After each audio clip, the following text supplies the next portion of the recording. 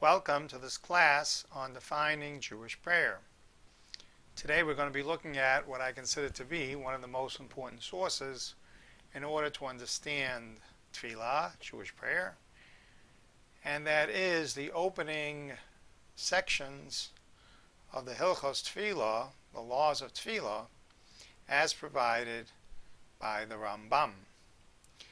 In his first Hilchos Tefillah, in his first halacha, he states for us that in his opinion, Tefillah, Jewish prayer, is a mitzvah in the Torah, is a mitzvah that is commanded from the Torah. Maimonides is unusual in that respect. Most rabbinic authorities from the medieval period believe that Jewish prayer was a rabbinic enactment that was enacted after the destruction of the Second Temple. Maimonides seems to feel that Jews have always had an obligation to pray.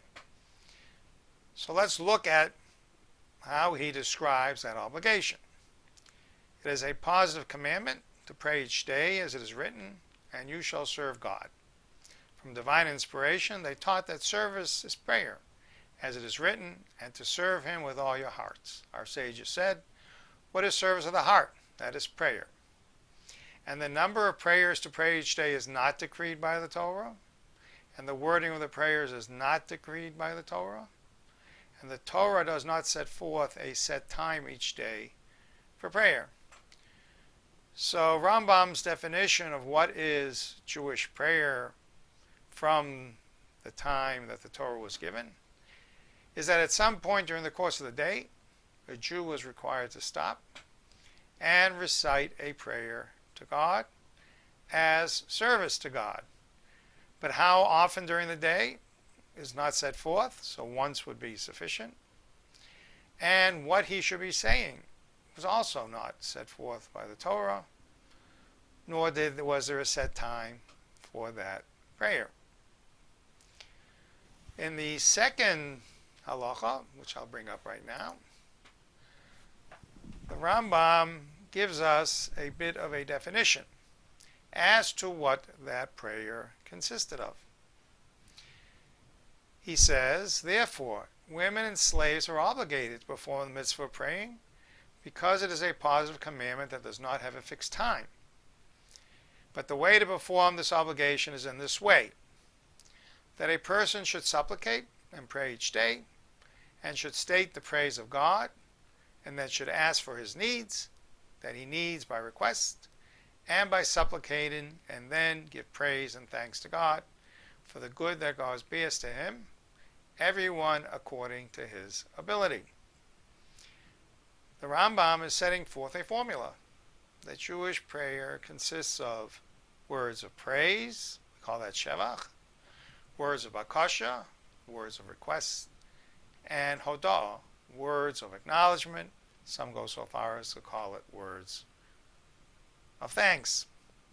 So this prayer, which Jews have been obligated to pray since the time that the Torah was given to the Jewish people, needed to follow a formula. That formula is important because despite the fact that we now have a fixed prayer that is recited at fixed times, recited 3 times a day, a minimum of 3 times a day. The question then becomes, what has happened to the formula which Maimonides has presented to us? And so I like to argue that the Rambam's formula of Jewish prayer still exists, still is an important part of Jewish prayer. What it represents today is spontaneous prayer. In other words, let's say during the course of the day you received some bad news, or you received some good news, or you just feel like reciting a prayer. Do you wait until the next prayer service and then insert whatever it is that you wanted to say when you were moved to say it? Or should you be saying it at the moment that you're moved to say it? One of the problems, I think, of having a fixed text that has a fixed time is that we feel that other forms of prayer do not exist, that this is the one and only type of prayer that's recognized in Judaism. And I believe that's incorrect, that Judaism recognizes spontaneous prayer. What I like about the Rambam's formula is that when you are moved to pray, whether it is because of good news, whether it is because of bad news, he is telling you how you should formulate that prayer. So let's give a common example, which would be if someone unfortunately heard bad news, that someone in the family was sick, or the person himself heard news that he was sick, had an illness, had a disease, was in need of medical treatment, and was concerned for his future. Then don't simply say, God, please heal me. According to Maimonides, it should begin with words of praise. And those words, for example, could be, God, you are the one who is able to provide cures, to provide healing, even when medical science says that it is no longer possible for the person to be treated medically. Please help me, help my family member, help whoever it is sick, to obtain a cure, to be healed. I thank you and acknowledge that you are the one who can provide such healing. So you do not simply blurt out to God, help me, cure my family member.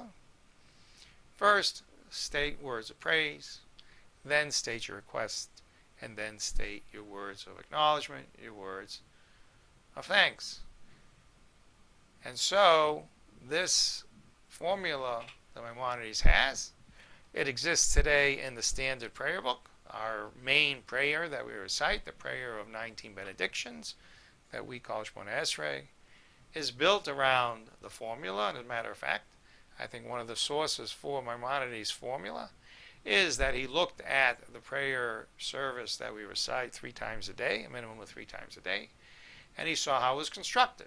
In his opinion, it was constructed with words of praise. The first 3 blessings, first 3 brachot of Shemona Esrei are words of praise. The middle brachot of Shemona Esrei are words of request. And the concluding 3 brachos are words of acknowledgement. So he speculated that our sages would not have created this prayer with this formula had it not been a formula that had existed for many of hundreds or thousands of years before. And that's why he suggested that this was the original formula from Jewish prayer.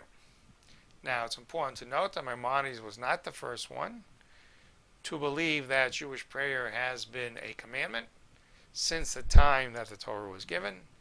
He actually learned that from Rav Sadia Gaon. Rav Sadia was the head of the Babylonian yeshiva in the 900s, and he wrote a poem that was to be recited on Shavuot. It's called an Azhara. It's called a poem in which he included references to all the 613 mitzvot, and that was a common form of poetry for Shavuos, for the holiday in which we celebrate the giving of the Torah. And in there he refers to all 613 commandments that are in the Torah. And the second commandment that he refers to is the fact that a Jew has to pray every day. So here, in the opening sections of Maimonides' rules of prayer, we find this formula that perhaps some thought has disappeared, has been incorporated into the prayer of 19 benedictions. I would suggest that it has not, that spontaneous prayer is a very important part of Jewish prayer even today. Thank you.